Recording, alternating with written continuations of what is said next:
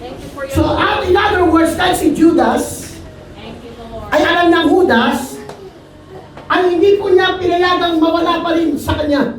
Sapagat baka sakaling magbago pa ang tinatawag na trahedya, magbago ang tadhana. Baka naman si Judas ang hindi magkakanulo sa ating Panginoong Jesucristo. At iba na lang, mga kaibigan ko at mga kapatid, dapat yung maunawaan mga anak ng Diyos na tayong lahat tinitingnan ng Diyos, kinikilala ng Panginoon. Lahat ng mga pagkakataong dumaraan tayo sa iba't ibang sirkumstansya ng buhay, ang purpose niyan is God to know your heart, for God to know your attitude, for God to know what is inside of our heart. Kaya nga mga anak ng Diyos, hindi tayo nakikilala ng Diyos pag blessed ka. Hindi ka nakikilala ng Diyos pag lahat ng bagay ay okay. Dahil ang tao pa sa kanyang kalagayan naturally ay magpupuri, magpapasalamat, magtatapat sa Diyos. Pero kamusta pag sinusubok ka? Kamusta pag wala ka ng pera? Kamusta kapag maraming laban sa iyo, kaya mo pa rin bang magpatuloy? Kaya mo pa rin bang tumindig? Kaya mo pa rin bang magpatuloy sa paglilingkod sa Diyos?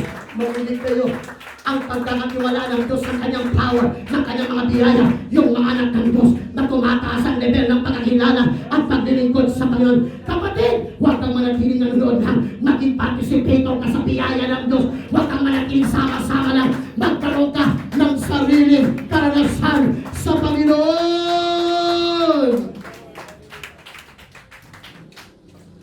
We are called to commitment. In Luke chapter 9 verse 23, ay mababasa natin, if any man shall follow me, carry his cross daily. Ang sino man anyang susunod sa akin, tanggihan niya ang kanyang sarili at pasanin niya ako sa araw-araw. And napasin niyo yung verse na to? Hindi niya sinabi, come and follow me. Ang una niyang sinabi, deny himself, come after me, carry your cross, then follow me. Anong pinapakita ng Panginoon?